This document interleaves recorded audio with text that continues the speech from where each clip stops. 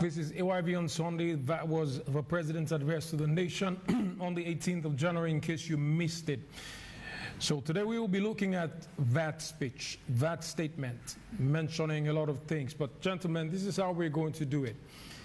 You'd first have 2 minutes each to give a general overview or summary of what you think the theme of the statement was, the direction the President took in terms of the things that he addressed.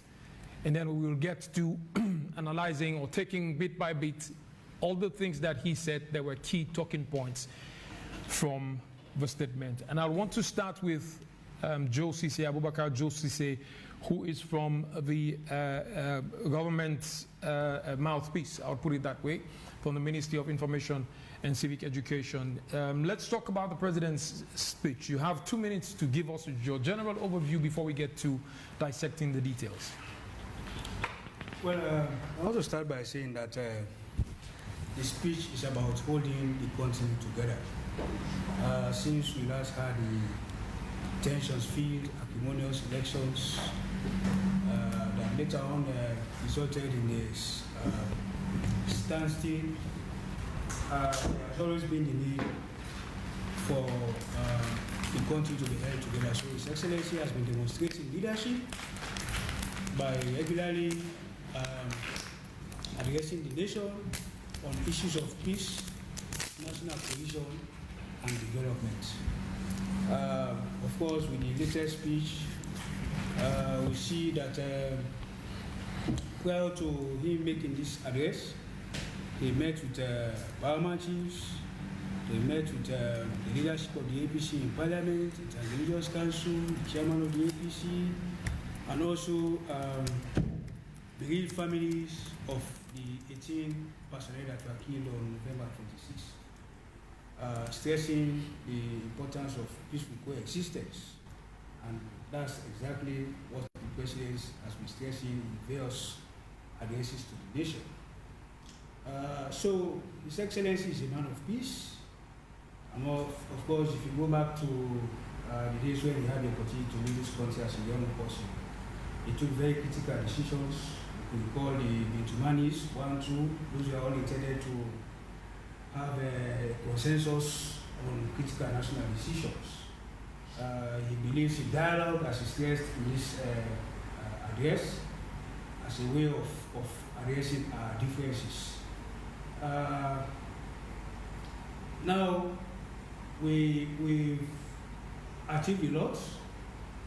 In just this year alone, we've assumed a role or the seat in the Security Council.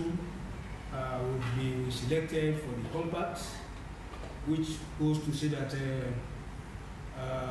we are doing well in terms of the scores of the Humanitarian Corporation. So with all of these things, His Excellency believes that we can achieve more if only we can come together as a country. He stressed, of course, unity in diversity. That's why he also pointed out that unity is not uniformity. In other words, it's not people with the same shade of opinion that makes a nation united. But it's very much aware that we all have our differences, but then those differences can be a source of strength. We can all, in our different ways, contribute our fair share to the development aspirations of the country. All right, Joe. That's what His Excellency believes, and that's what he's trying to relate to us as a nation. All right, thank you very much, Joe. I'll come back to you on the rest of the things that you have mentioned. But I'd like to welcome in the studio Lawrence Williams, who is a journalist, a very, very critical voice, who is unafraid to delve deep into issues as far as good governance and democracy is concerned. Lawrence, welcome to AYV on Sunday. Yeah, thanks, JK, for having me. Now let's have your general overview in 2 minutes of the statement by His Excellency this week, addressing, national cohesion, peace and unity, and of course the issue of former President Ernest Koroma. And of course, the President delved into a series of matters and in his televised address. But more importantly, in my view, I think the thrust of the theme, the speech itself is about national unity, peace, and cohesion. However, the president also made mention of or highlighted series of engagements he has had with some key stakeholders, paramount chiefs, for example. He also talked about the trial, the ongoing treason trials, which he assured victims, fallen soldiers, the bereaved families of fallen soldiers, that they will get to the bottom of it and ensure that they get justice for their loved ones who were killed on November 26th.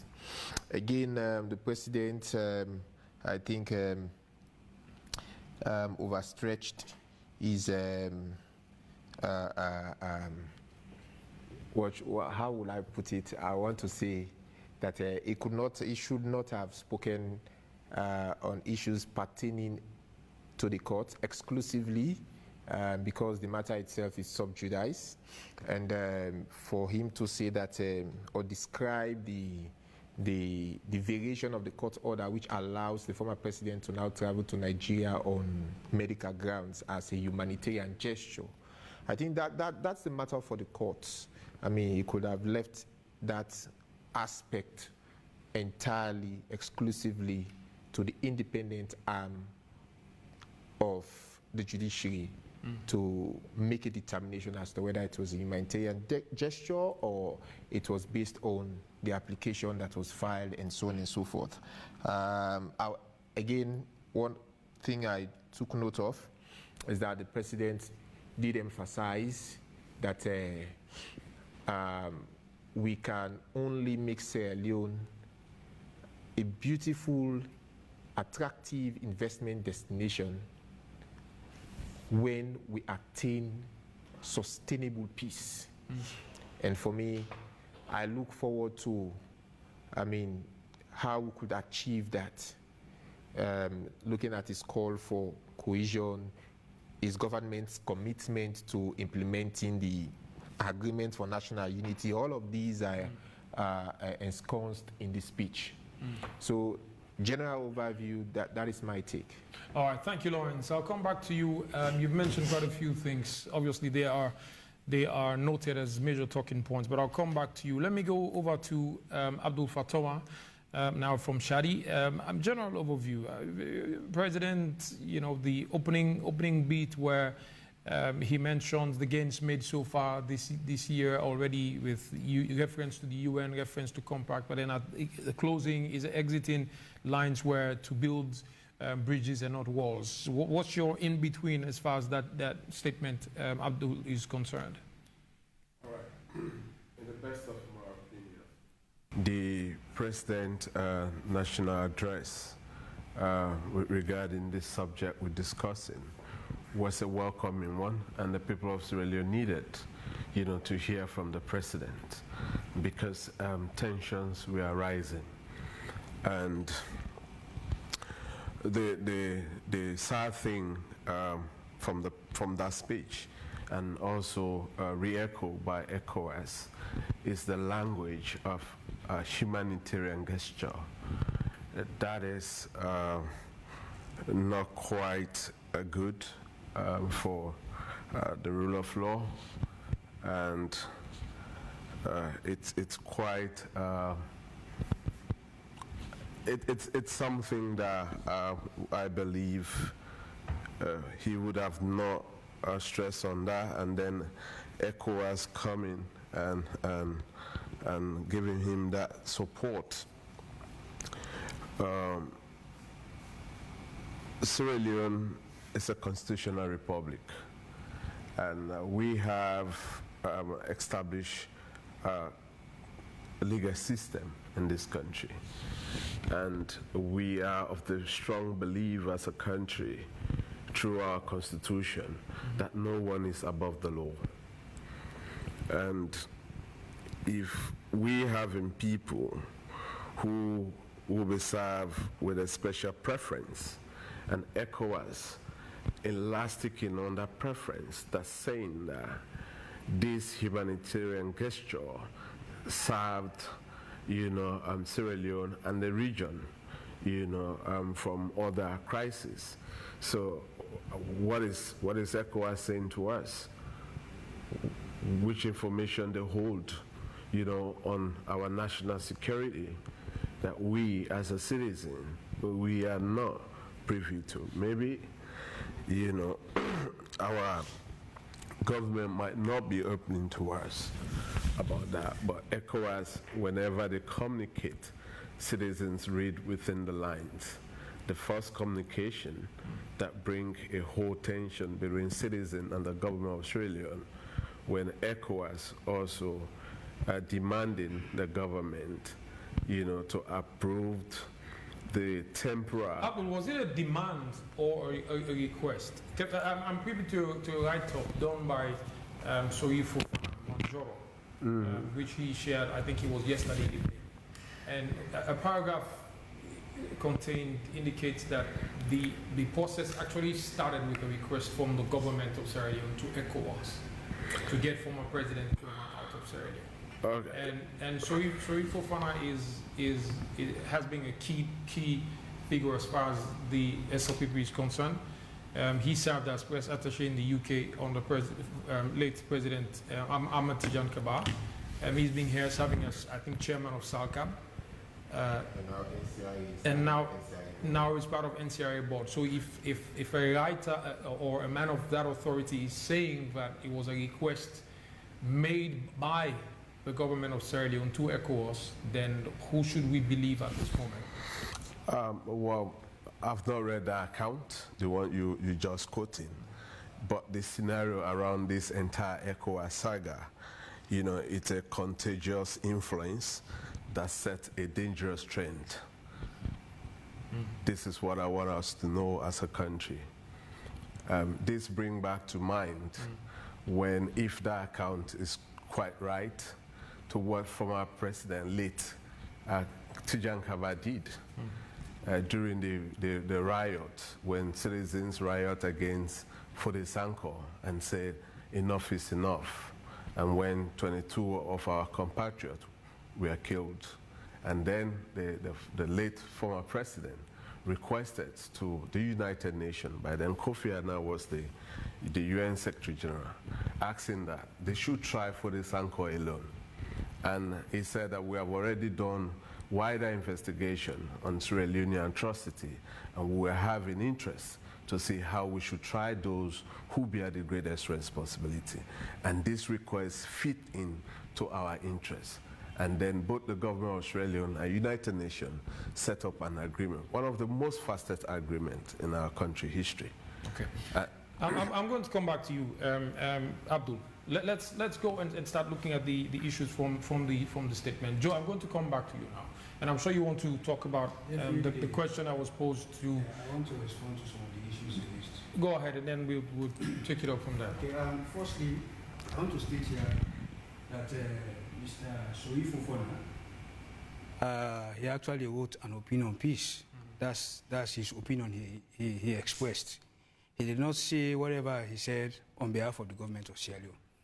We know the spokesperson for the government of Sierra Leone is the Minister of Information and Civic Education, and I work directly in his office. I'm not at any time aware that what you just alluded to, with regards what was written in that opinion piece by Mr. Fofana actually happened.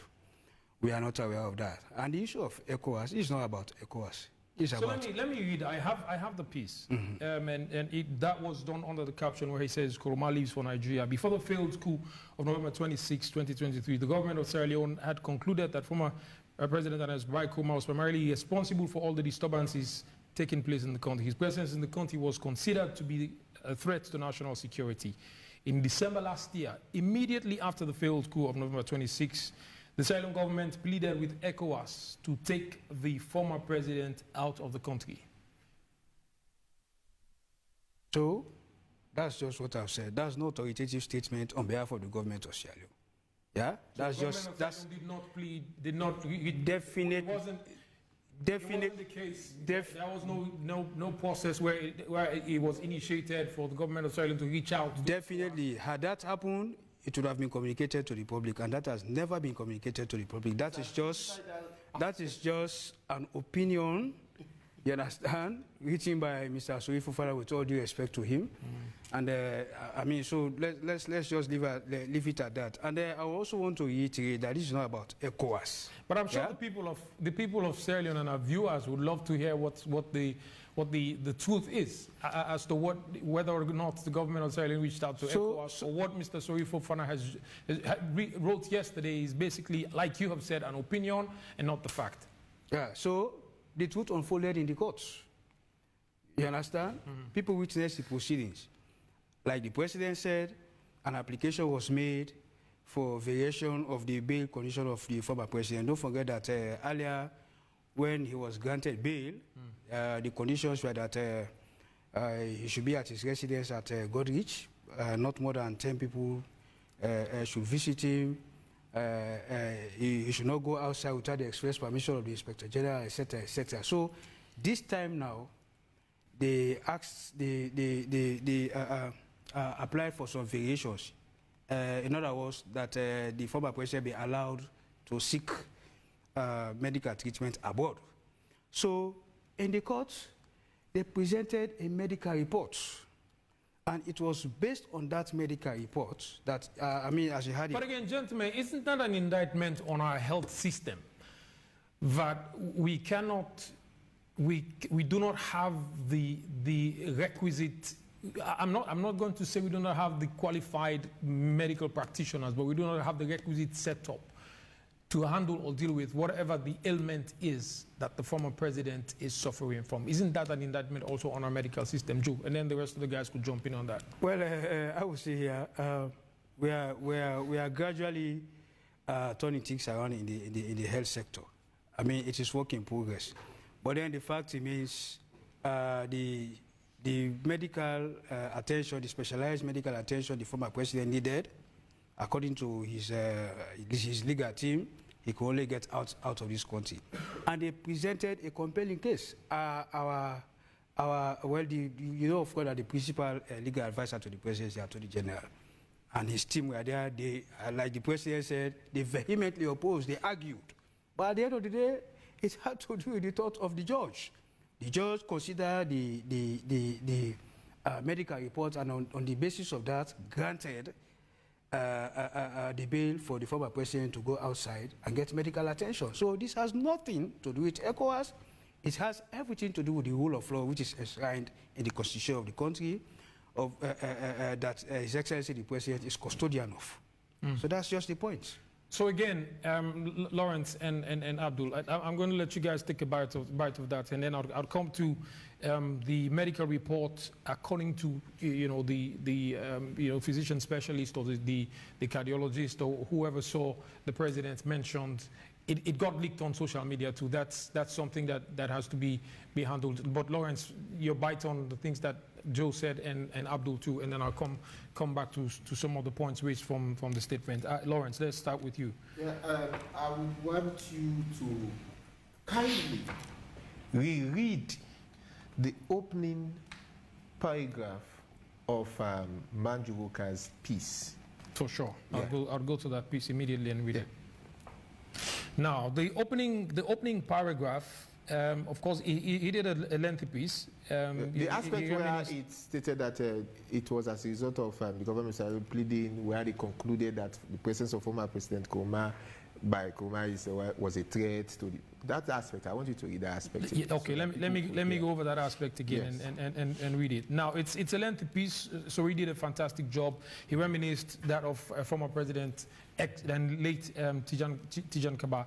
And then so he says Koroma leaves for Nigeria. Before the failed coup of November 26, 2023, the Sierra Leone government had concluded that former President Ernest Koroma was primarily responsible for all the disturbances taking place in the country.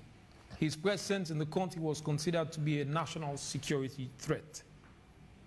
In December last year, immediately after the failed coup of November 26, the Sierra Leone government pleaded with ECOWAS leaders to take the former president out of the country. Now, I first want to appreciate the fact that Sori Fofana is not just any kind of writer. He is not a corp reporter. He's a very senior journalist as well, a political journalist. And he's also a strong member of the SLPP.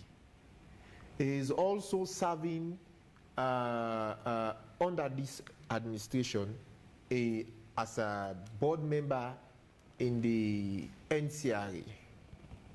He formerly served at SALCAP. So he's not just any type of person whose opinion can be dismissed anyhow.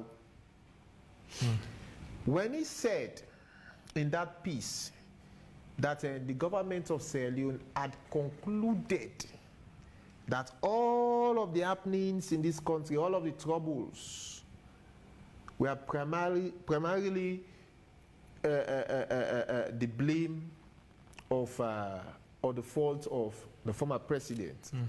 And the government of Sierra Leone was the one who pleaded with the Nigerian authorities to host him, to allow him access to stay in their country, because they regard his presence in his own country, in his own home, in his own town, as a national security threat. The first thing, that particular piece invites a plethora of questions.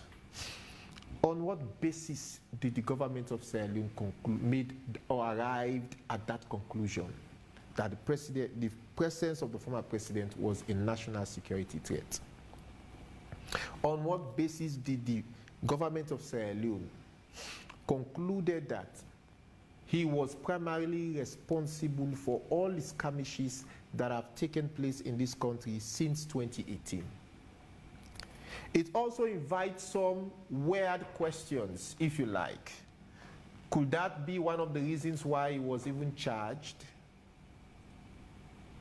I mean, without delving into the merits of the matter before the court, but it invites such questions and calls for rumination. However, we all know that the ECOWAS played a very key role behind the scenes. In fact, after the high-level delegation which came here in December, the ECOWAS president himself flew into the country, it was last week. And going by the president's statement, describing the variation of the court order, of the bail conditions, which allows the former president to travel to Nigeria as a humanitarian gesture, suggests that even though the matter could have been wholly and solely determined by the court, but it does suggest that the long arm of the executive could have played an influence, could have influenced the granting of that particular permission. However, since the judge who is presiding, the magistrate who is presiding over the matter has warned the public, even cautioned lawyer JFK and others, that this is not a media trial or trial by media, and that the matter should exclusively rest within the ambit of the courts, I will refuse or resist from speaking further. That's okay, I understand. I mean, last week we also mentioned that there is no trial going on at AYB on Sunday. We do not have the legal standing to determine whether or not we could constitute a court of law that could try anyone. Therefore, when we opine, it's basically around the major issues surrounding the news, nothing specific as with the matter in court. Well, I'm just being careful for misconstruction in the public domain. Absolutely, you're absolutely right. But I'll come back to you in that regard. We're going back to President's statement, but Abdul, quickly, I know you've been, twisting your face. You're not being sure of some things that are being said. You're still thinking, but tell us what have you been thinking as far as the things that Joe have said with regards to, especially when I mentioned an indictment on our medical system or health sector? Yes. You see, since we gained independence, all of our leaders, I mean, Prime Minister, President, they have been traveling out of Sierra Leone to actually get medical attention from the Sami to Magai, Salbat Magai, President, late President Sheikh Steven, Momo, Tijankaba, and Koroma, and Bio. You know, they have been enjoying the luxury of going out of this country to seek, you know, advanced medical attentions. And you see every day on Facebook or WhatsApp, citizens are also doing fundraising to see how some of our compatriots will be traveling out of Sierra Leone. Election after elections, you know, political parties keep telling us that they're going to improve on our healthcare system. And our healthcare system continue to be dilapidated. We still have citizens who struggle to get access to adequate, you know, quality healthcare in this country, even in the capital city. Let alone you talk about, you know, some provincial towns or villages. People use hammock to transport, you know, sick people as a means of ambulance. You know, during the COVID or the Ebola, we saw people using wheelbarrow in this country as an ambulance in transporting, you know, people who fell sick. So now, coming back to the show, the fact that Koroma, who is well known, traveling to Germany for his medical treatment throughout his tenure as a president, and after he left office as a president, he continued constantly traveling to Germany, you know, as a, you know, medical hub for his medical attention or medical treatment. And then you take a look at the ECOWAS first request or command, where you interject and bring in, sorry for... Again, I'm going to ask, was that a command or a request? It's... So, as a sovereign state, I will come to that. I will come to that. But allow me, let me flow again for the second Go time. ahead. You know, the humanitarian gesture here used by ECOWAS and President Bio. If you have the ECOWAS communique after Koroma has arrived in Abuja, you know, ECOWAS issued out a communique yesterday, and if you read that the second paragraph is clearly telling us that it's have the greater interest of Sierra Leone and the ECOWAS region, that this humanitarian gesture announced by our president and re-echoed by ECOWAS, what they're telling us, it's have a greater interest to Sierra Leone and the ECOWAS region. Like I said in my opening, this humanitarian gesture development, you know, it's contagious influence that that set up a dangerous trend in this country. Those who are benefactors today of this humanitarian gesture, they might be, I'm not saying they're celebrating, they might be celebrating and dancing.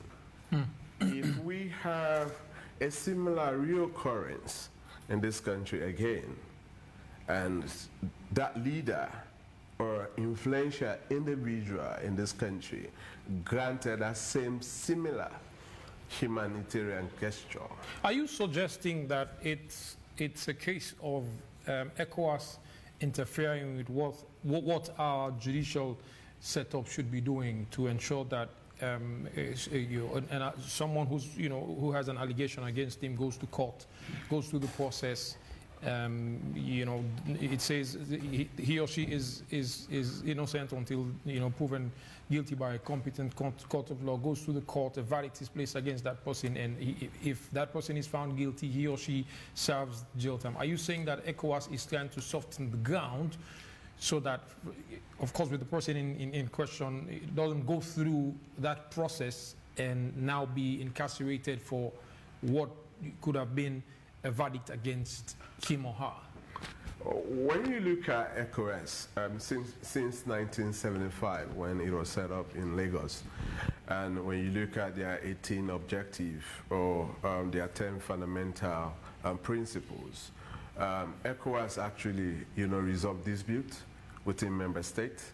And you look, ECOWAS saved Charles Taylor from the people of Liberia. ECOWAS saved Yaya Jammeh from the Gambia, from the people of Gambia. Several other leaders. And ECOWAS will step in. The ECOWAS, framework is very crafty. Primarily, an organization set up for economic and commercial gains, but even in their principles, you only have one line that talks about democracy and governance, and one line promoting human rights through the African chapter and people's rights. But all the rest, it's more based on economic issues.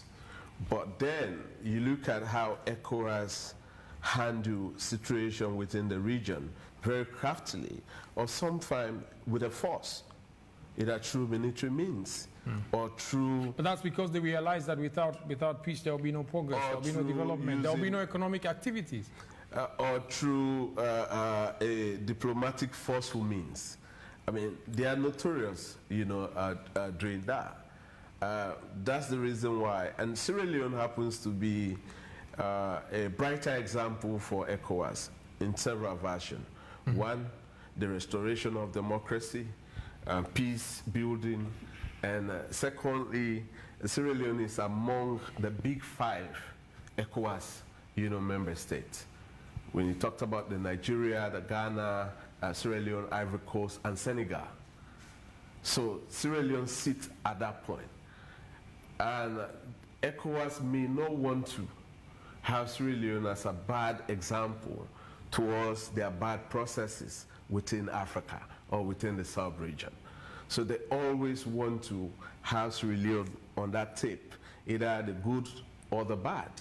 So, but the challenges here is that the diplomacy from the president's speech, he laid a very good grounds, in that speech, justifying and defending this ECOWAS communique that popped up. And then his earlier meeting with the APC leaders, in parliament, and also the religious leaders.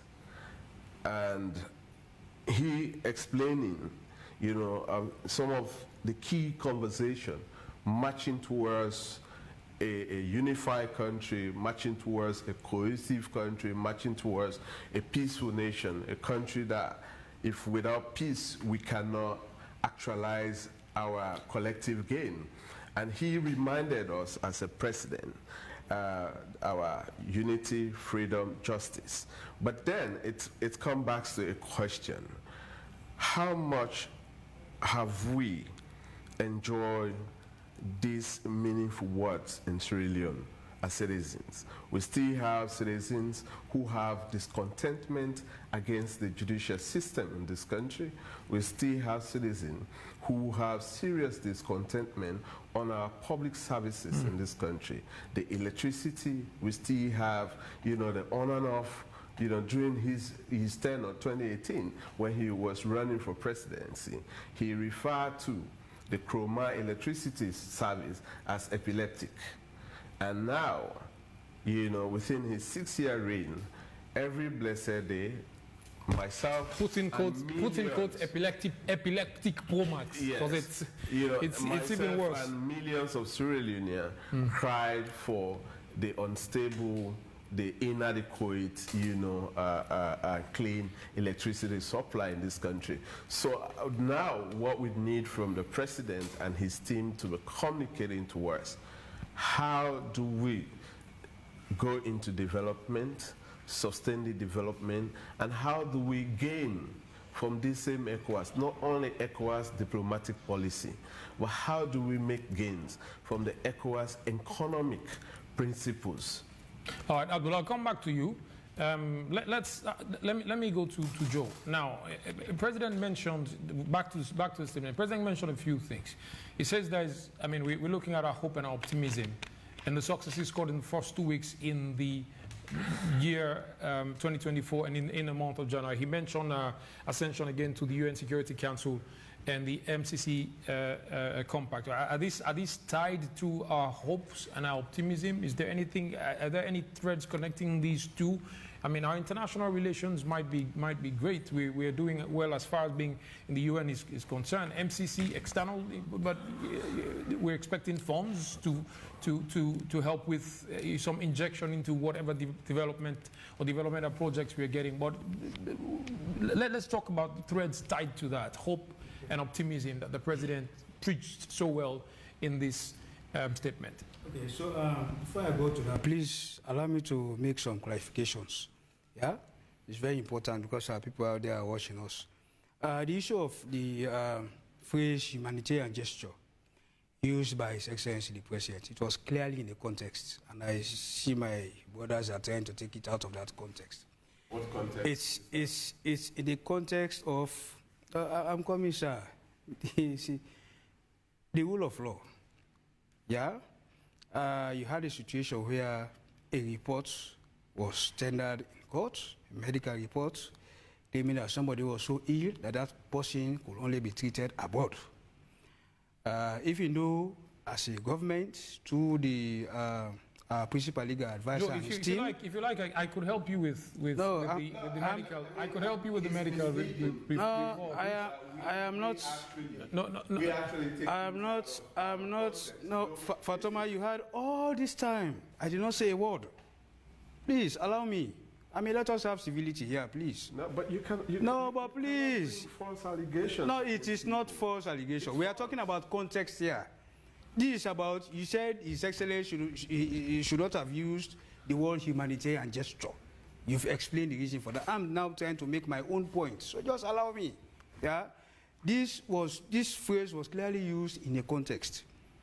The legal representatives of the former president came and told the court that he was so ill he needed treatment abroad, and the court decided. It was the court, the judge, that decided. And His Excellency, being a respecter of the rule of law that is enshrined in our Constitution, definitely cannot stand in the way of the decision of the court. It's as simple as that. Now, the use of the phrase humanitarian gesture. If you are sick, everybody will expect you to go and get medication somewhere. Yeah? And if people come to your aid, yeah, in whatever way, and help you get that medication, it amounts to humanitarian gesture.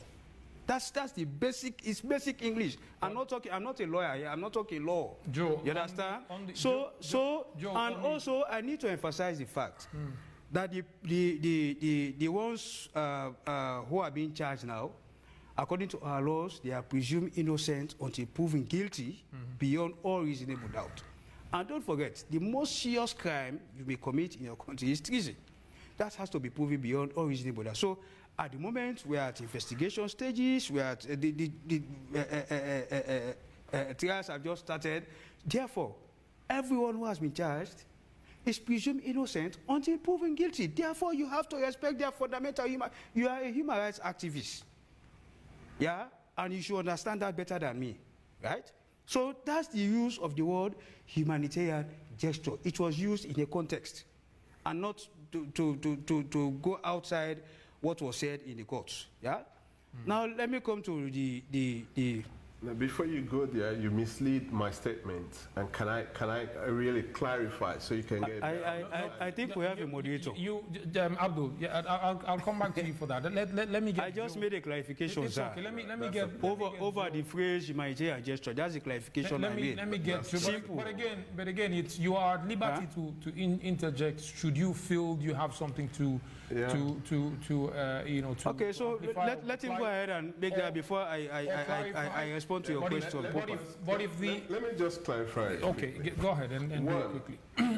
I did not say here that, the court said there is a humanitarian gesture. And when the court granted that order, there's nothing in that order that actually says they granted humanitarian gesture.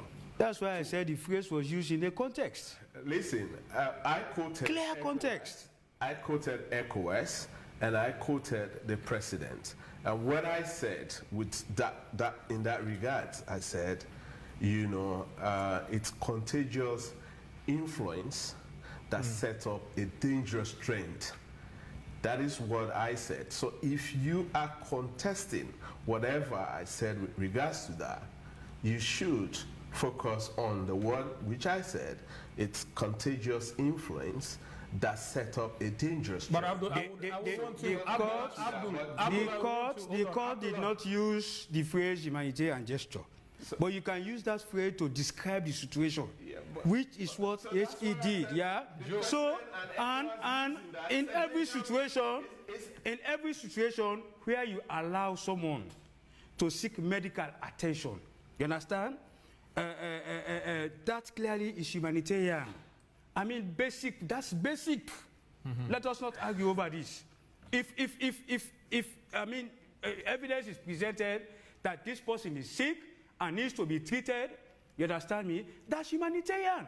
So we do not need to make any fuss about it. The law is no respecter of persons, but the law might be respecting the status of certain individuals. I mean, it was reported in the news, Lawrence and Abdul, that by Mahmoud Bangura, former Minister of Youth, was amongst the, or is amongst the alleged, coup plotters, and he was supposed to appear in court, but he was reported sick. Now it was said that the magistrate now ordered that he be brought to court and be taken to Pademba Road.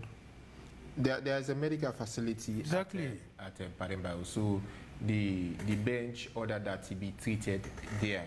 And but again, since you brought that up, there is in fact, when Bai Mabudu was arrested, I think the information minister was here giving us some details around the arrest, saying that they caught about 2 fugitives taking shelter in his residence, and that brings the question. On 28th November, we were told via a press release by the same ministry that 2 fugitives who were on the wanted list of the police were taking shelter at a particular residence at Moritown, and that there was some confrontation, and then those 2 fugitives were apprehended by the government security forces. Now the question is, who owns that residence?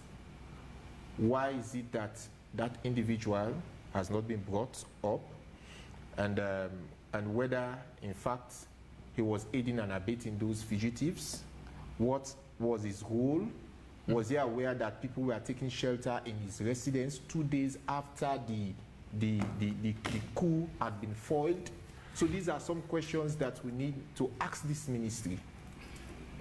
Frankly speaking, we've been asking some of these pertinent questions, because if you say you meet 2 people in this man house where police want, you arrest them for that. You go meet 2 people in this man house where police want, you arrest this man for that. Then it begs a question of whether or not we are playing by the rules, or whether the rules. Well, anyway, Joe, you get your bite. Yes. Let me just announce a few things quickly. Drop us your comments on Facebook. If you're watching us on Facebook, of course, but if you're watching us on DSTV and you're somewhere across the globe, not in Sierra Leone, or maybe in some part in Africa, but watching DSTV, please drop us your comments on WhatsApp. The number is 088575742. One more time, or you could do +232 88575742. Now, do us this favor. Drop us your name, where exactly you're texting us from, so we'd know our viewership reach as far as AYV on Sunday is concerned. Drew your bite, and then we'll move on to the rest of the things we have. Yes, before I come to Lawrence, the issue of ECOWAS command, there was no command from ECOWAS. As far as I'm also concerned, there was no request from ECOWAS. Yeah?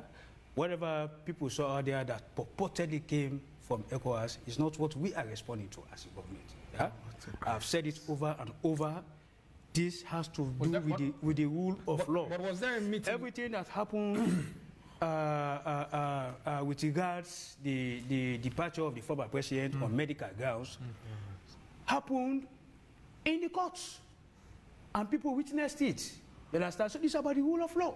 There was no command, no instruction, or request from ECOWAS as far as we are concerned as a government. So I just need to... So prior to this decision by the court, there was no request from, or there are no requests from ECOWAS. Exactly. Or there was no negotiation with ECOWAS. Exactly. To say that these are the positions that we are taking with reference to what happened on the 26th of November. Not even the stabilization force that was being suggested by ECOWAS. No. That's a different thing. We are talking about issues surrounding the departure of the former president. You understand? That has nothing to do with ECOWAS. We are all aware that after the November 26th incident, we had a delegation from ECOWAS that came here the next day and expressed solidarity with the government. And in fact, everything that transpired, you understand, with the press secretary at the time put out a press statement explaining in detail what transpired, yeah? With regards to the solidarity being expressed by ECOWAS and the support from ECOWAS, the Nigerian government, etc., etc. Yeah? So, I mean, that was no secret. That information is already in public domain. We are talking about what is an issue here is the circumstances surrounding the departure of the former president. And we've made that categorically clear that it has to do with the rule of law. Because, I mean, it was a court decision. And His Excellency also stated it in his report, I mean, in his address, that the Attorney General vehemently opposed. But in court, you have to argue. They argued, and then the court ruled. But Joe, you understand? But Joe, hold on, Joe. That's okay. But Joe, hold on. There's no way you tell us now on AYV on Sunday. Tell viewers, tell listeners, tell myself, Joe, Abdul and Lawrence that the president didn't give his assent to what happened. Assent? He did not have to give any assent to anything. It's just about the rule of law. If the court decides, if the court grants bail, you understand, the variation that was requested by lawyers of the former president. You understand? But why was it important? Why was it necessary for the president to make an address? Citing, well, it was, I would say it was built around the president is just demonstrating leadership. But at a time we all know there is an issue that has the potential to divide the country. He is taking leadership by trying to keep the country together. That is all what the president is doing. Okay. It's not about supporting anybody. People may hold their own views, yeah? But what I'm insisting here is that this happened in open courts. People were present, they saw what happened. They listened to the arguments. At the end of the day, the judge, I mean, in his wisdom, his thoughts, decided that this decision should go this way. And, I mean, this is a country of the rule of law.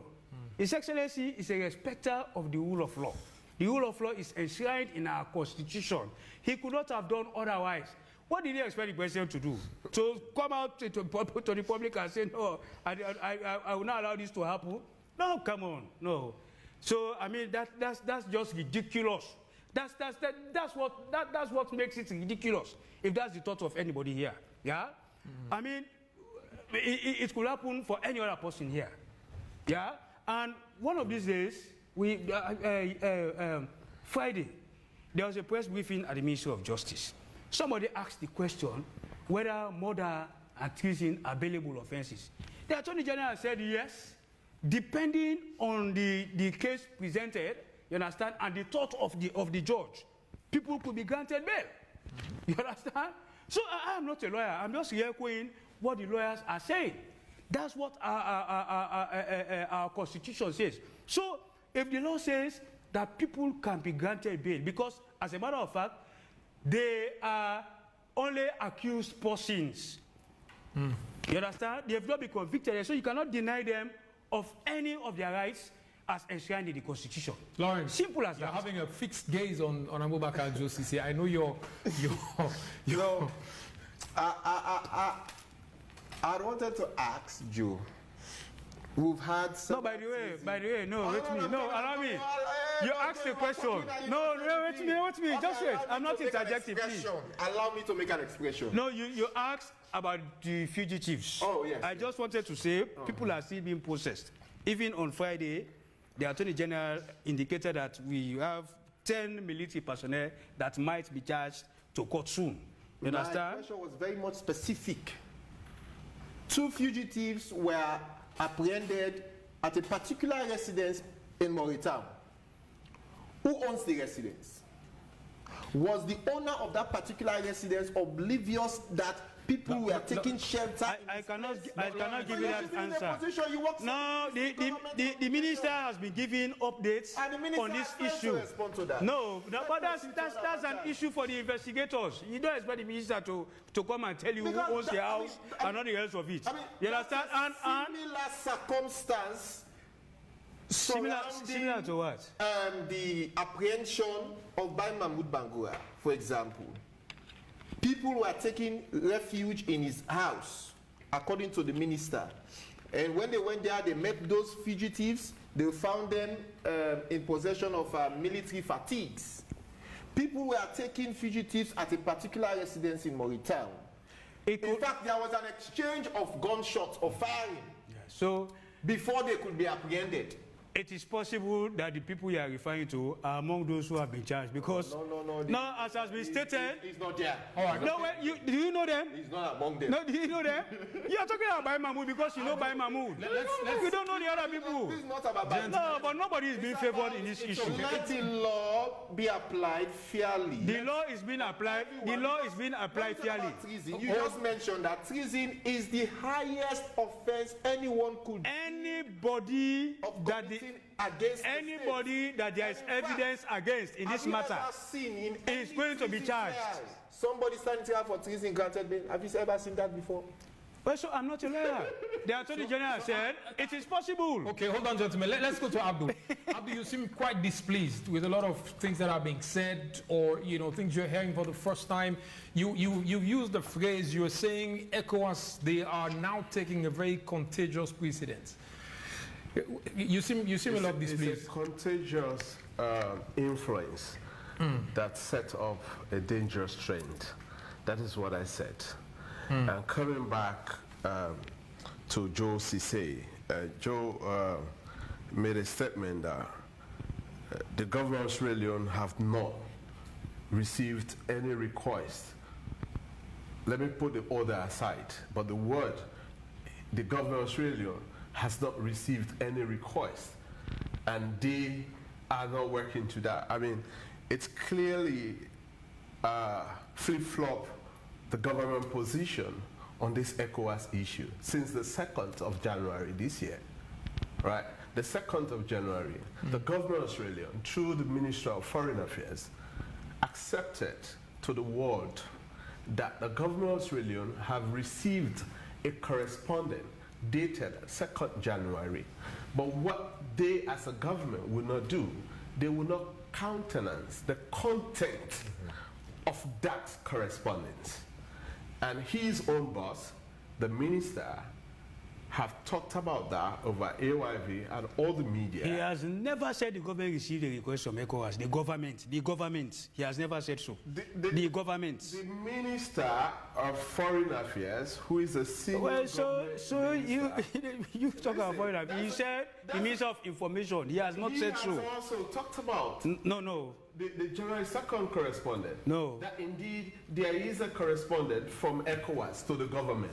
No. But the difference between him and the foreign minister said to BBC that Sierra Leone has received such correspondence, but however, they're not going to countenance the content of that correspondence.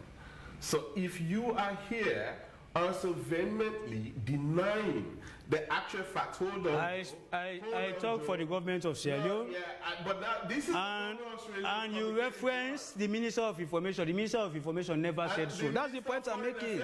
Well, fine. So maybe you heard the Minister of Foreign Affairs. I'm saying no. The Minister of Information did not say so on behalf of government. Never. What did the Minister of Information say? Exactly so. What did the Minister of Information say? The Minister of Information made it clear that government never received that correspondence that he is alluding to. Yes. It's ridiculous. Yes. So hold on. So Abdul, hold on. Let me ask Joe. So the Minister of Foreign Affairs is saying it will not be countenanced. And the Minister of Information is saying it wasn't received. I'm responding to the reference he made to the Minister of Information. Yeah? Okay, the minister never said so. Forget about Abdul. Simple. Abdul is not moderating. I'm asking you the question now. So the Minister of Information say it wasn't received. The Minister of Foreign Affairs says it would not be countenanced. I never listened to the interview he's referencing that the Minister of Foreign Affairs did with the BBC. Yeah? And the letter, first of all, what we saw that purportedly came from ECOWAS that we saw in social media, you understand me, was purportedly addressed to His Excellency. That letter has been verified. No, let me come, Lawrence. Let me come. Let me come. Let me come. Let me fact checker. That letter has been verified. let me say this. I'm just please. Let me say this. So no, that's what I'm saying. Purported. Yeah. So if indeed that letter was addressed to His Excellency, His Excellency has his correspondences. Until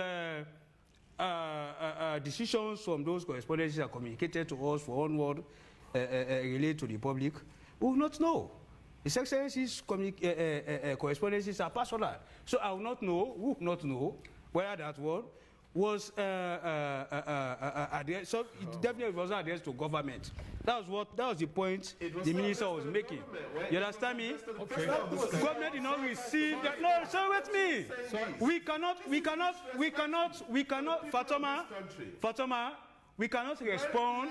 Addressed to the president. We cannot, I don't know. That's why I said purportedly. You understand? I said purportedly, so I'm not aware that it was addressed to His Excellency. I'm not aware. And now you said that letter was addressed to the president, and now you said... But I've used the word purportedly 3 times. Okay. What do you think purportedly means? Hold on. No, but you should understand Joe, hold on. that I've used the word purportedly. I'm going to... No, I'm making my point. I've used the word purportedly 3 times. Gentlemen. That should tell you it is not... I'm not convinced it is factual. That's why I've said purportedly. Hold on, gentlemen. Hold on. I'm going to ask my producer to see if we can get the letter displayed again on screen. But what I have in front of me here says His Excellency Julius Maada Bio, President of State of the Republic of Sierra Leone, State House, Freetown. The reference number is ECW PC DC 2024-001-080, 2nd January. Pardon my interjection. Go ahead. I'm a trained and certified fact checker. When I say that letter has been verified, it has been verified. So whatever position Josie says he holds, without any contention whatsoever, you have a right to your own opinion. Where this whole thing is coming from, Lawrence, that letter has been verified. The reference Fatoma made, that even the Minister of Information supported that this letter came from ECOWAS. I used the word supported. No, but he said, of course, he said he supported the Foreign Affairs Minister. And now that is what is the issue here. You understand? Reported that the Foreign Affairs Minister says that the letter or the content will not be countenanced. That government does not countenance. So I've just told you. That does not mean the government did not receive the letter. So fine. The Foreign Affairs Minister is in charge of diplomatic correspondence. So I just said something. If that letter that purportedly came from ECOWAS. That letter is not... Now let me come, please. I want to make my point. I'm making my point. If that letter actually came, you understand me? Where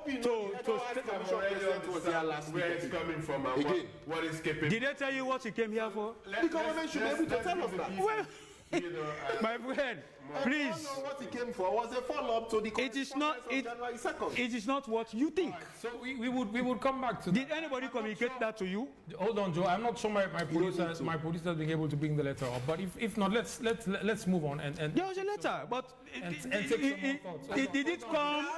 Hold on, Joe. Well, fine. That's why I use the word purportedly. Quickly, let's Please, move on to some other aspects. let's make progress. Now, what I'm not disrupting anything. Hold on, gentlemen, hold on. What you cannot take away from President's statement is the fact that he has now taken a stance to hammer home the point of unity, national cohesion, and peace. That should be the focus of this discussion. You cannot take that away from what the President has been saying most recently, Lawrence. Yeah. This is not the first time the President has initiated calls for national unity, peace, cohesion. In fact, I think it is a show of commitment towards peace that pushed the government into setting up the Peace Commission by an act of parliament.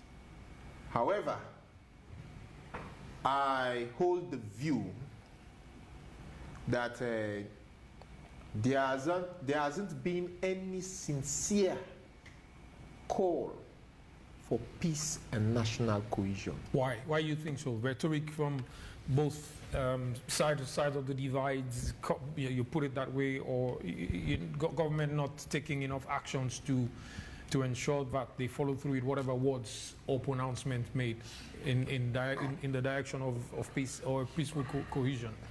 The reason for saying that is because all of the dialogues we've had, from the first Bintumani to the third Bintumani in 2018 or 19, we've not been able to yield the desired results. And that desired result is bringing all shades, all political parties, regions together to work for the betterment of this country. Is that ever going to be possible, Lawrence? It is possible, but it has not been made possible because there hasn't been any sincere actions from those who make such proclamations. So, for instance, what we've been witnessing, right, as a country since the transfer of power in 2018 is a situation where the two giant political parties are constantly defending their bad behavior, their bad actions and inactions, and denying their own guilt or responsibility to the problem we face as a country, while trying to prove to their opponents that you are the one responsible, or you are the one responsible. So, and that is not getting any way better for us as a country. For instance, let's take the fight against corruption. Yeah? We see the vigor with which we established the commissions of inquiry. In fact, I personally and my media house took an editorial stance in support of the COI because we thought and we were rightly convinced that it was necessary to look into what happened under the previous administration. So for me, APC had been adjudged by the COI because that was the responsibility of those commissions of inquiry. But when it comes to fighting corruption from within, we see a lukewarm approach towards that. For instance, the 49,000 bags of rice which got missing way back. It was the same commission, the anti-graft body, which now rendered the whole matter useless, I would say, for want of a better word. Because they now refuse to prosecute, to proceed with the proceedings for obvious reasons, because it involved a high and mighty individual. Now we see corruption lingering within the House of Parliament. In fact, this is not the first time. I remember when the likes of Honorable Tawa and Gevao, came out publicly and told the BBC that corruption was prevalent in Parliament. They were somehow cowed into submission. We now see one of those two individuals who had exposed corruption at a parliamentary level defending the current crisis within the Legislative House. So you could imagine if such allegations of corruption are prevalent within the House of Lords, how much more could we say for the MDAs? Just take a look at the audit reports, for example. 2022, how many billions, or more than 320 billion old loans unaccounted for by various MDAs, including the Office of the President. We saw in audit reports, Office of the President indicted for submitting what? Retirement details which were marred by forgeries, discrepancies, and what have you. Those were matters that called for swift investigation, because you want to prove to the people of this country that your commitment to fighting corruption remains undeterred by any forces whatsoever. You promise that we must and should draw a line on corruption. I think the buck stops with the president. So for you to now say, okay, Anti-Corruption Commission, we are now pampering the corrupt members of the regime while taking the iron fist on those who are not so connected within the system, I think we are not ready. That's why I said we have not been making any sincere calls, because the truth of the matter is the major fundamental setbacks of good governance in this country have their roots deep in corruption. And corruption is the bane of the poverty situation we are in as a country. Over the years, we've received hundreds of millions of dollars that could possibly run into billions of dollars in international aid, financing from the Bretton Woods institutions, IMF, World Bank, you name them, grant, etc. Largely for socio-economic development purposes. But my brother, we are still unable to provide electricity. We are still unable to afford improved or better medical health services. We are still unable to provide quality education for our people. Why is this so? But the government would argue that first time, you know, the FQSE, free quality school education was, the free education, yes, there have been some gains. Government would argue now that the big five, part of the agenda of the government of Sierra Leone is to ensure that you know, the citizens are fed with what they produce. No, my brother. Government would argue that I can give you statistics. Government would argue that they have grown or increased megawatt or power generation from a meager amount that it was in 5 years ago. From about 16 megawatt. Not megawatts. I think the whole country we had about 16 to 17% electricity coverage. Electrification at that time. And of course, yes, there has been some improvement. But my brother, you and I know but again, that Lawrence, reality, government would improvement argue in principle. What has taken place on paper is not the same or compared to what is happening in reality terms. That's not true. My brother. Freetown is not Sierra Leone. Now, when you talk about that, we're now growing up to feed ourselves. Sierra Leone is one of the hungriest nations in the world. The World Hunger Report. Our poverty rate is more than 60% of the population.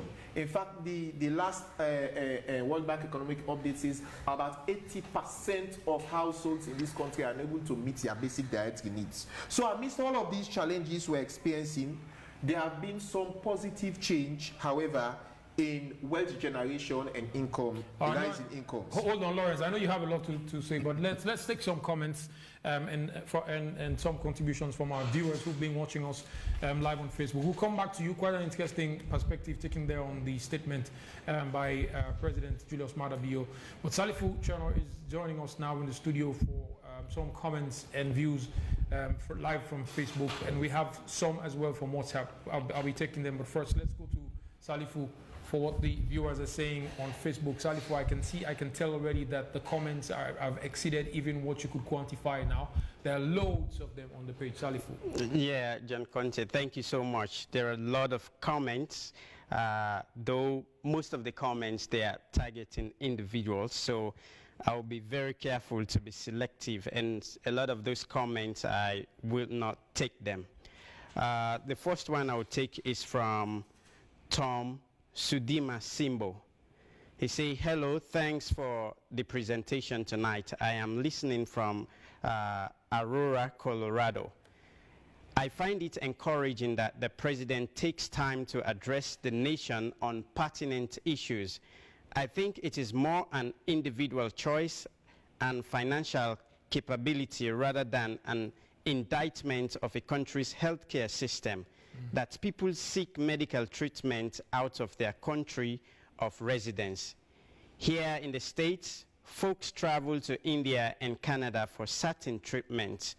One of your analysts, he in brackets, who's from the Ministry of Information, states the opinion piece from Mr. Sankor is not a government position. If there is some document to contradict this, can we have it? If not, we should not take his word as true. Mr. Sankor is just a journalist and human. I think it's Fofana. So let's make the correction. Okay, he's saying Sankor. Yeah. All right, so Fofana and human, who can make erroneous statements as true with renowned journalists around the world. And Jonathan Silla is saying, I'm tired of hearing about this MCC because this is not the first time we have received MCC money. But still our people are suffering, our beloved country, Sierra Leone. And I don't know if we have if we are going to have the money or receive it. To be honest, I don't care about MCC money from the United States. And Mohamed Jallo is saying how EBK see and Ingo Nigeria for medical while the president of Nigeria is seeking medical treatment in France or UK. And James Fona is saying we are clearly experiencing a selective justice system in our judicial system, and that is taking us backward. Abiz Kams, all the speeches I have listened from Mada, last week was the most memorable speech for me. He looks very humble and tone of voice is in line with his speech. But the word unity he used, it's really ironic for me to understand. Okay, I will not take that. And Sir Kodiyama is saying, who is going to foot the medical bill of the former president? The government, ECOWAS, or the former president himself? Bakish K. Bendu is saying, extending your humanitarian gesture to the former president, what about the lives we have lost and their families? To the government spokesman, do you believe any security personnel will be willing to lay his or her life to defend your administration? Don't you think it's a big slap on the faces of those bereaved families? And Abubakar Rashid, I think ECOWAS was losing its weight. So what we saw was not a surprise. I believe pressure must have been exerted. And Elizabeth Masakwe, if the federal government of Nigeria could send a presidential aircraft to airlift the former president who is accused by a sitting president to have involved in a coup, it is really a heavy blow on the government. And Swissman is saying, this is shockingly unacceptable to see a former president who ruled his people for 11 years. At the end, he traveled to another country for medical treatment. My question is, what happened with NHS and why our leaders abuse our medical system as if we are not capable to have sustainable medical facility in the country? And if this will be the end trial of the former president, what will be the position of some of the accused in detention? Because according to the CPA, if the former president's name was called by any of the accused, and if the former president is not available in court, automatically there will be a balance in the trial, and there should be known ambush. There should be no ambush on trial, and the testimony of the former president should not be concealed. And if the evidence from the prosecution is not sufficient to implicate all accused persons, automatically they must be discharged instead of sentences based on insufficient evidence. And the ABCON political protocol of ECOWAS and the government of Sierra Leone, however, destroyed the matter or flaw. Therefore, I called on the human rights organization to pay attention on the political military coup on the 26th November. And we, the people of Sierra Leone, are calling for fair trial and equal justice for all, as we are praying for peace and national cohesion. Elizabeth Masakoy, I was really surprised to confirm that former President Koroma was sent a presidential aircraft to fly to Nigeria. If President Bill doesn't see it coming from his neighbors, well, it's up to him.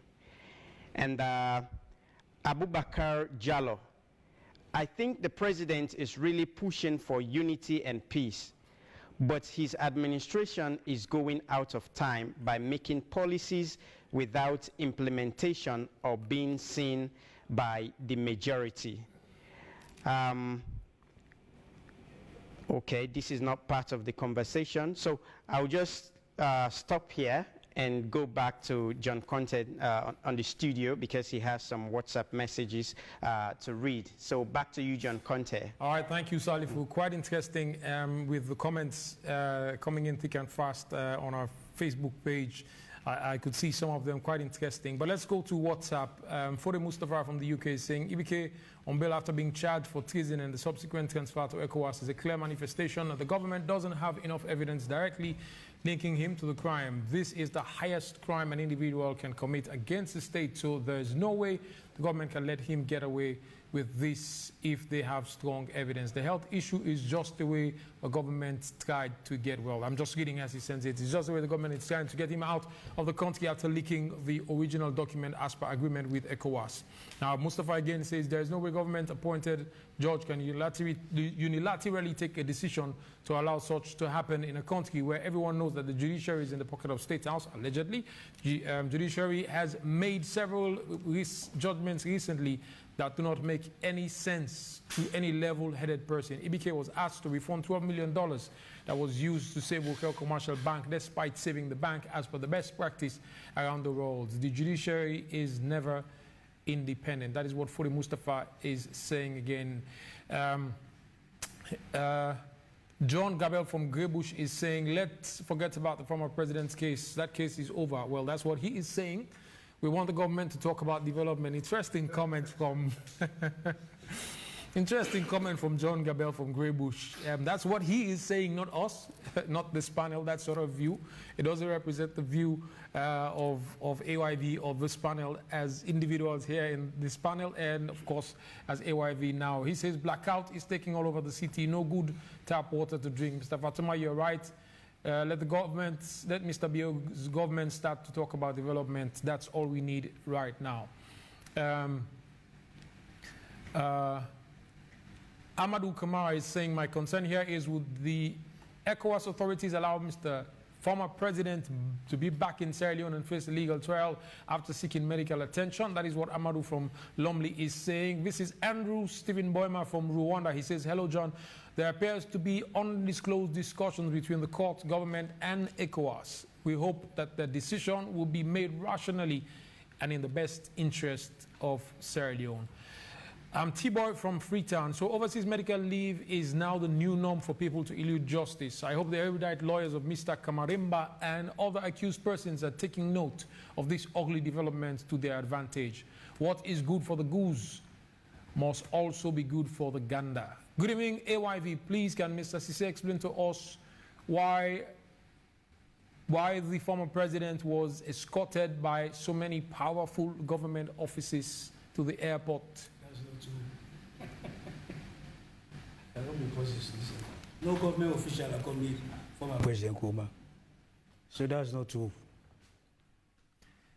All right, so he says it makes no sense. Well, Joe is saying that's not true. Now, let's move on quickly and read a few more. Suleiman watching from Greece is saying, to me, government is bringing up issues every time to disrupt developmental processes because what is the difference between what happened in Kenya between Uhuru Kenyatta and Raila Odinga? After elections, the opposition declared himself winner and even swore himself as president. But at that time, the president wanted peace. They ignored everything, moved forward, and had a national dinner on television. So I don't know why President Bio doesn't want to forgive and move Sierra Leone forward. Suleiman watching from Greece.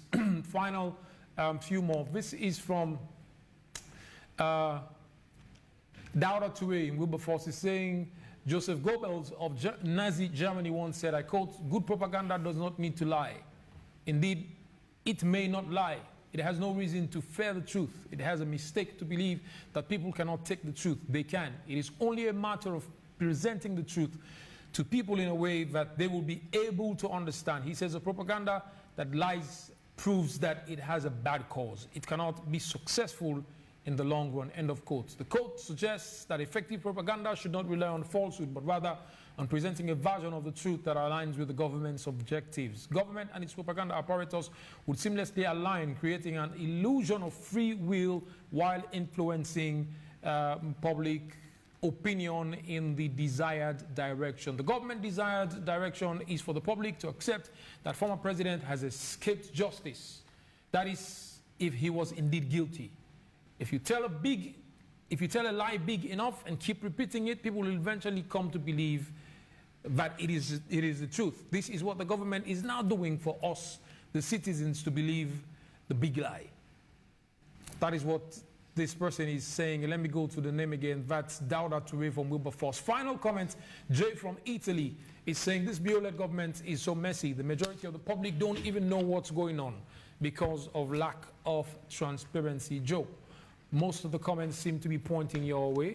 So I can address all of them. Please go ahead, and then we'll come to Lawrence. And this government has been a very transparent government all this while. So to answer that person, somebody said President Bio doesn't want to forgive. He referenced the Uhuru Kenyatta and the other man in Kenya. President Bio has a forgiving heart. I mean, those of us who know him very well. He's a very compassionate person. So, but then let me come to the issues proper. The issue of former president, this is what is getting a lot of people angry, and comments are coming here and there. This matter is not dead. The matter is very, very active. As a matter of fact, what the judge ordered was that, as a matter, the matter was adjourned to 6 March. 6 March, that matter will come up again in court. And the former president has two shorties in the current chairman of the APC and the deputy chairman of the APC. They are his shorties. So they have a responsibility of ensuring that he's always present in court. If he's not there physically, they should give reasons to the court as to why he's not there, and the court will handle that. The matter is still alive in the court, so I will not say further. You understand? Someone was saying, what will happen to the other accused persons? His Excellency has said it. The matter is still in court, and it's going to be in court. We are going to get to the root of this matter, and those who are going to be convicted at the end of the day will be dealt with in accordance with the law. Yeah? So nobody is going to escape justice in this matter. Somebody will say whether the security forces should be willing again. The people who died, they are our heroes. They died in defense of democracy. They defended democracy, for which we will ever remain grateful to them. And as a matter of fact, His Excellency met with their families before this national address, and he emphasized to them the need for peaceful coexistence. Yeah, we do appreciate them. They have gone now, but we continue to pray for their souls to rest in peace. And we do appreciate them. Their names go down in the history books of this country as the ones who defended democracy. Yeah, and I know definitely other members of the security personnel, they are loyal to the country. That is their job, and they are always willing to defend democracy. One quick question: Why was former President Koroma received by ECOWAS if they were not involved in, or that wasn't a request put through by them? That was routed through medical report? I cannot tell. All I can tell you is, yeah, the bail variation was granted by the court for him to seek medical attention abroad. The country was not specified. Yeah, so whatever agreements were made, I cannot tell you. Those are personal information. Yeah. So I was saying this again. What if after the 2 weeks, elapses and the medical professionals, generate a report submitted by ECOWAS to say, as far as his former president's medical status, physical medical status is concerned, he is unable to return to the jurisdiction? What would the government of Sierra Leone do in that regard? Through the courts, or what would the courts do through the government? Fine, it has to do with the court. It has nothing to do with the government. So the court will decide what to do. It has to do with the court. They will be reporting the matter. When the matter comes up, it comes up in the court. If the former president is not there physically, his shorties will have to explain to the court why he's not there, and the court will decide on what to do. That has nothing to do with government. It's the rule of law. Lawrence and Abdul, especially Abdul, you look quite displeased. I don't like the look on your face. He doesn't. But anyways, let me hear from you, Abdul. I mean, a lot of responses to what Joe has said, and of course some of the things that Lawrence mentioned before we went for the comment break. Yeah, back to the president's speech. Like I said in my opening, that when you look into the area of national cohesion and peace, he keep emphasizing on that. And when you look at his attitude after November 26th incident, he has been, bending backwards to ensure that Sierra Leone remain a unified and a peaceful country.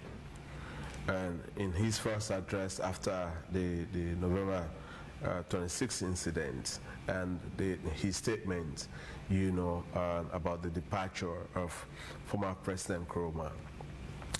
So he met with the APC leadership, in Parliament. He met with the Interreligious Council. He met with paramount chiefs, and I don't know, it's yesterday or Friday. He also met with his own MPs, in Parliament, a dinner. You must say kudos to him for being that open and consultative as far as the entire. I mean, now actually getting back, because when you listen to most lawmakers, even in his own party, they were saying that he's not that as closer as how Ernest Koroma was having meeting with his own lawmakers. So I mean, bringing that dinner for his lawmakers to be in a company, and then meeting with the opposition, lawmakers, the leadership, and also meeting with the members of parliament, paramount chiefs, and also interreligious leaders between the Muslim and the Christian, explaining to them how best they will be able to spread the word of unity, peace. I mean, it's helpful in a way, but for the past 59 years and on, the people of this country have suffered a lot. And what the people of this country want now is all about development. How Sierra Leone will be that prosperous nation, that developed country. We talk about the rule of law. I mean, this is a political idea that based on universal principle on accountability, meaning in simple terms, we are all subjected to the same law and we should be treated within the same law. That is what the principle of rule of law is saying. We don't have a particular law that based in any country national constitution that is referred to as rule of law. We look at the holistic, rules, laws that govern countries, how states, individual institutions respect that law, and how people should be subjected and treated to that same law. So basically, the government have a lot to do when it comes to amending this issue. We all know that the trial is going on. It was on Friday or Thursday. Baimambu was going to hospital. I saw him headed by two prison officers, correctional officers, not even on a wheelchair. And he was, put at the back of the ambulance and drove towards 34 Hospital. And, we still have challenges. The right of the accused is at the center of his or her trial. The right of the accused, meaning, it's not strange for us having people who have been charged with serious criminal offense in this country to be flown out of Sierra Leone for medical treatment. Hinga Noma, when he was indicted by the special court, while facing trial, he was flown from Sierra Leone to Senegal to seek medical, treatment, right? So it's not strange. But the way and manner the government, spokespeople or communication people want to communicate sensitive and important issue, in this country, to the people of this country, is what people see as a discontent and disrespect. Listen, we had audios, people threatening the life of the president of this country and his family member with regards to this ECOWAS issue, threatening the life of the president. So, it's a very serious issue. It's a very sensitive issue.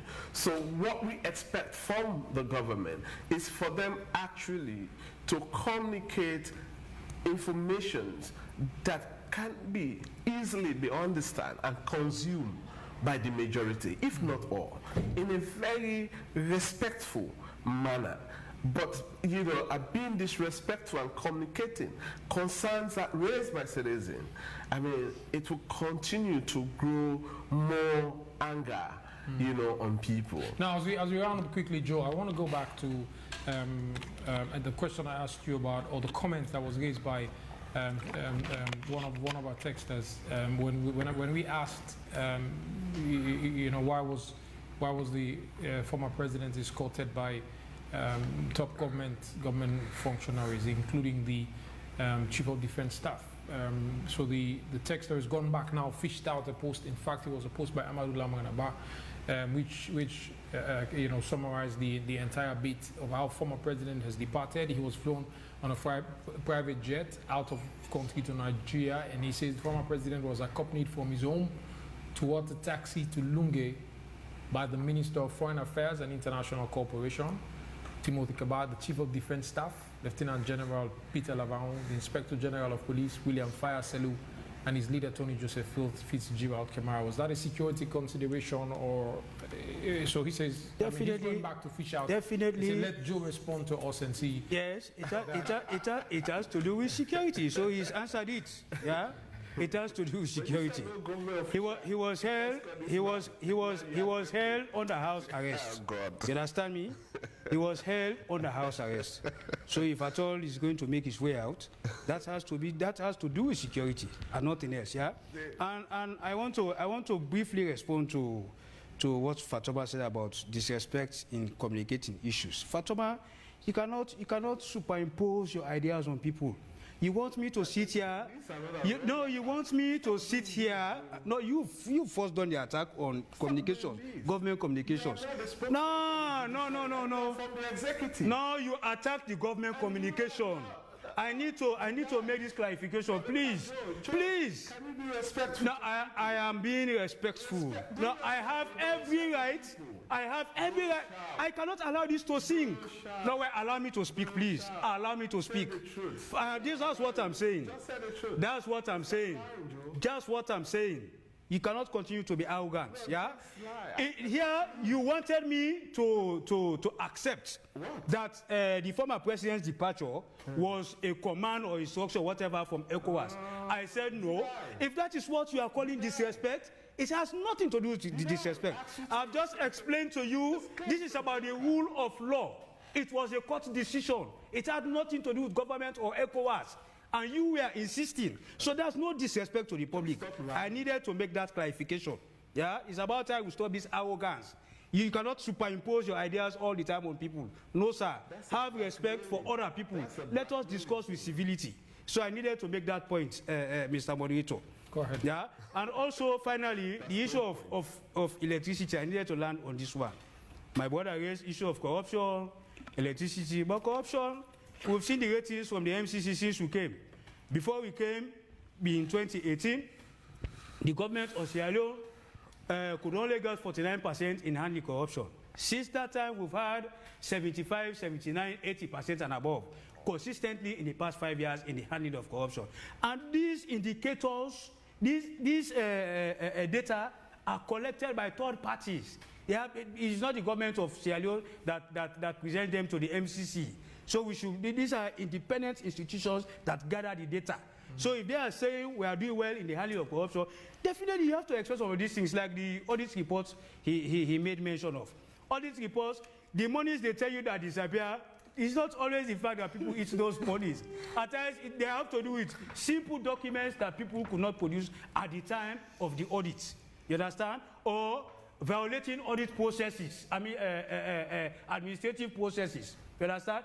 And these people mostly, the ACC communications people have said this here over and again. They are mostly accountants, mostly procurement officers. These are civil servants. Some of them will met them in the service. You understand? These things continue. So these things should not be just shifted to government. You talked about the 49,000 bags of rice. The ACC told you exactly what happened. I just thought I should address that. And also the issue of electricity. The issue of electricity in the western area, yes, there are challenges, definitely, but not so in most parts of the provinces. There is renewable energy in communities that did not have electricity for decades. There is now reliable electricity in Bo, in Kenema, in Kono, that did not have electricity before we came, and so many other areas. Freetown, yes, there are challenges, we accept. But you cannot sit here and say, electricity is bad, Freetown is not Sierra Leone. You understand? We accept the fact that indeed there are huge challenges in the western area, and as far as I'm aware, efforts are being made to address those challenges going forward. All right, Joe, thank you. Lawrence, you get the final bite. And yeah, I was saying that amidst all the problems and challenges we're experiencing as a country, there have been some sort of positive change in wealth generation and rising incomes. But the distribution of that wealth is becoming increasingly uneven as more and more people are consigned to abject poverty. And that is because the wealth is not distributed among the people or to a larger part of the population, but rather circulated or confined, among the mostly or always among the political class. And that is why you see people who were broke yesterday, they got into politics today, suddenly they have become richer than people who have been in business for 20, 30 years. That's an error. It means we have thieves in governance. Again, when the president talked about peace, for me, yes, it's a good call, but I always question the sincerity behind some of those calls. Reconciliation, cohesion, unity, and what have you is possible through acknowledgement of past wrongs and working together for a common good. It should be and must be a deliberate action where yesterday's enemies are brought on board as today's partners, and we all work together for a better tomorrow. So until and unless we are sincere about reconciliation, we are sincere about national unity, we cannot get there. I can tell you for a fact that based on my observation, Sierra Leone has become more division. The political division has become more pronounced today than it were yesterday. And it points to one simple rule book in politics: divide and rule. Now we pass. Since time immemorial, divide and rule. Northwest versus southeast. It's either your turn or our turn. And that is not taking us anywhere. So President ended his statement by saying, let's build bridges and not walls. Are you now saying that, that's lip service as far as the people of Sierra Leone are concerned, because it's starkly divided along tribal and regional lines? The president must be ready to show and lead that commitment in building bridges. bridging the walls that have been broken, building or bridging the Berlin wall, if you like. So until we see sincere commitment and actions from those in authority, particularly those who make such proclamations, I cannot take their word for granted. Abdul? Yes, just in a few seconds. What we need is a commitment from both the APC and the SFPP, you know, and from the dialogue, you know, the last Bintu-Mani dialogue. We need a commitment, either sincere commitment or no sincere commitment.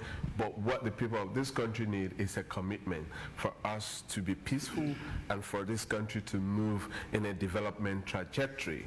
And then again, the last one, you know, when late former President Kaba, you know, actually swallowed his pride to amend peace with Corporal Fode Sanko. And Corporal Fode Sanko was vice president too, and most of his men were given serious appointment, you know, in various strategic positions in our governance space. But when Corporal Fode Sanko and his men betray that, you know, process, definitely we saw the result.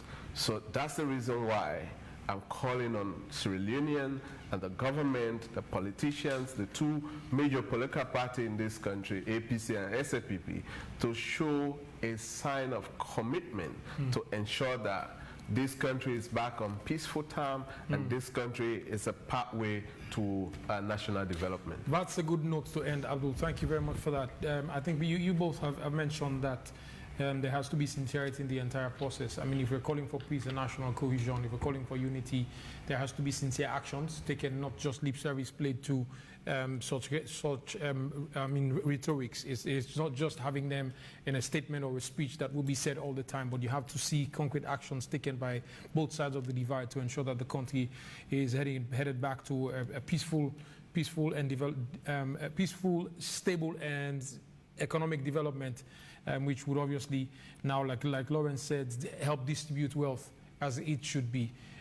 Joe, your final bite as we say goodnight for tonight. Yeah, I just want to end on the note of assurance to the people of this country that His Excellency is a man of peace. He's demonstrated this at every given opportunity. You cannot write a piece on history, a history on peace in this country without mentioning his name. Because when we go back years down the line, he took decisions that are the reason why we are enjoying peace today and democracy. You know, so he has always been that peaceful person, and he's very much sincere to ensuring that we actually come together as a country, because it is only when we are united that we're able to achieve our collective aspirations as a country. So I want to give them that assurance that His Excellency will continue to demonstrate leadership in that direction, and also as citizens we should give the support we are supposed to give, come together, work together, and just have the same focus, the same direction, so that this country can move forward. And with